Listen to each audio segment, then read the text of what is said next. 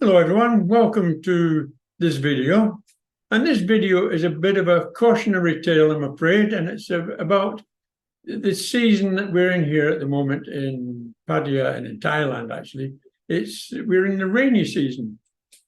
And the rainy season runs here from May through to August.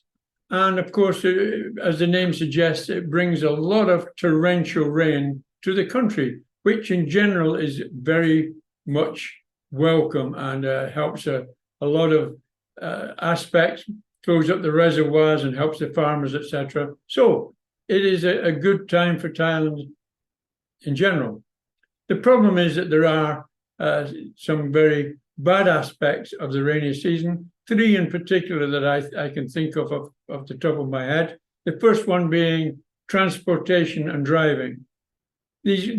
These storms, when they come, these heavy monsoon type storms, they bring down torrential rain and they can flood roads, etc., very, very quickly. Here in the land, it uses a lot of motorbikes, and where the road transportation system, although fully developed, is not so clever. A lot of people drive around at night without lights, etc., and street lighting is not always effective. So if you're getting flooding, etc., you might have problems.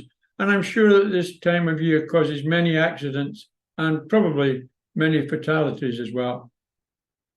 The second aspect is another unpleasant aspect also, in that the sewage, which once again in Thailand, the handling of raw sewage hasn't been as well developed as we might wish. Even in the cities here like Pattaya, Bangkok and other cities, there's still a lot to be desired to get effective control of sewage. A lot of places here in Pattaya still discharge their raw sewage into the drainage system that goes down into the sea, and that's not so clever.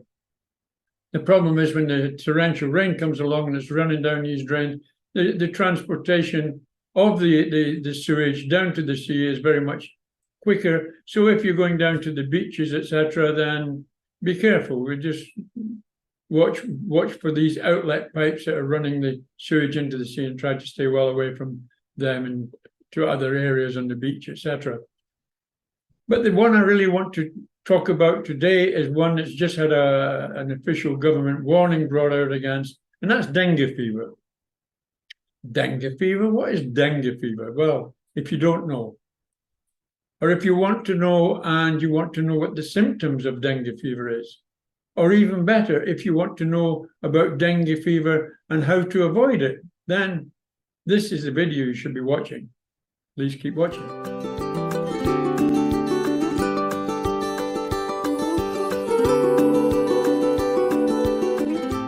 So yesterday, the Thai government has issued a general warning about dengue fever.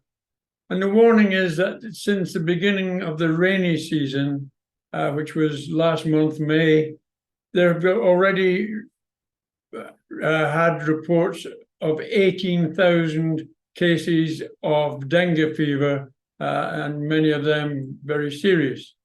If they've had the reports of 18,000 cases, then you can take it that the actual number of cases of dengue fever are very, very much higher, because a lot of people won't report it, and a lot of people know how to deal with it themselves, and therefore it's going to be very, very much higher.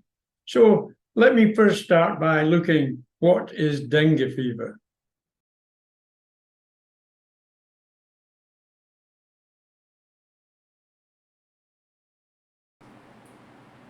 Dengue fever is a viral infection that is spread by mosquitoes living near stagnant water.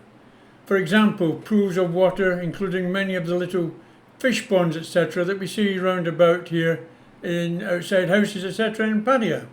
Swimming pools that have fallen into disrepair and still have water somewhere in the pools. Water butts and other places that collect water when the rain comes. It is a fever that can be very serious. I have met several people in the past that have contracted it, some 2 or 3 times, and have ended up seriously ill in hospital for several days. And this will obviously result also in significant expense from hospital charges. It isn't always serious, with some people getting no symptoms at all. Did we not see that also with COVID. It is reported that about 25% of those that get infected will end up in a serious condition, and this includes children and the elderly, along with those suffering from other conditions such as diabetes or liver problems. In some countries, this dengue fever is also called break bone disease, because they say that's what it feels like, painful bones and muscular pains also. The symptoms normally start 5 to 8 days after you've been infected, and your temperature can rise as high as 40 degrees C, so you have to be very careful with that and be able to identify you've got a problem. Severe headaches, pains behind the eyes, joint and muscle pains, redness of the skin, and you can also feel nauseous. Vomiting and stomach pains are all symptoms of this horrible viral infection. The fever can last 5 to 6 days, and around the 5th day you normally start developing a rash. And that's just after that the recovery should start, and you might actually see where the rashes come. You'll actually get your skin beginning to peel. As stated previously, this fever can be very, very serious. The problem is that it seems like some other problems, such as flu, but mind you, flu in itself can also be serious. Some years ago I contracted malaria and ended up in hospital for some days on a sterile drip. That was a pretty bad time then. It's recommended that if you think you may have contracted dengue fever, that you get yourself checked out pretty quickly. I would go directly to hospital, as it does require a blood test for the diagnosis, and at least if you're at a hospital they'll get that result pretty quickly. It seems like all the problems spread by these little nasty ship mosquitoes can have a fairly serious consequence. So how do we protect ourselves against these horrible little things? Well, the most dangerous time for them is daylight hours actually, and the most dangerous times of the day in particular are the dawn and the dusk hours. These are high risk times when these little horrible friendly mosquitoes are out looking for blood. The best way to keep them away is to use insect repellents, and they can be bought in many places in Thailand, including 7-Eleven stores.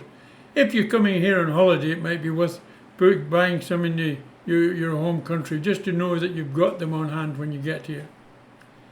Personally, I use a tiger balm as a repellent.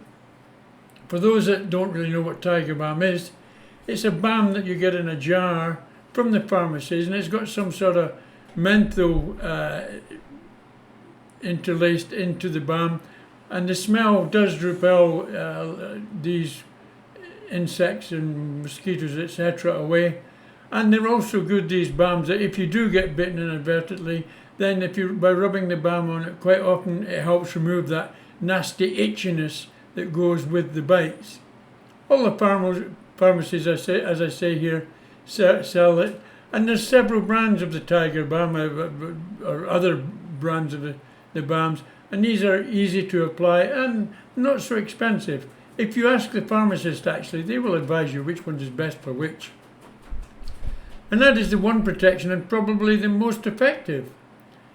Previously, when I was going out in the evenings, I would always change before the sun went down, and I'd change into trousers with shoes and socks. And you may ask why? Because many of the open bars had low-level mosquitoes flying around. Apparently, particularly these complexes where there's a lot of bars and a lot of people sitting around.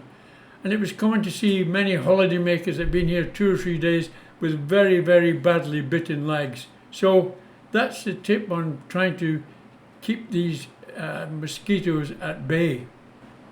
So I hope you find this video of use, and you'll note the problems that could happen. And if you see anybody else, maybe you should pass the message on that if they're exposing themselves to different type bites, then maybe they ought to consider covering up a bit more. Or maybe not. Up to you.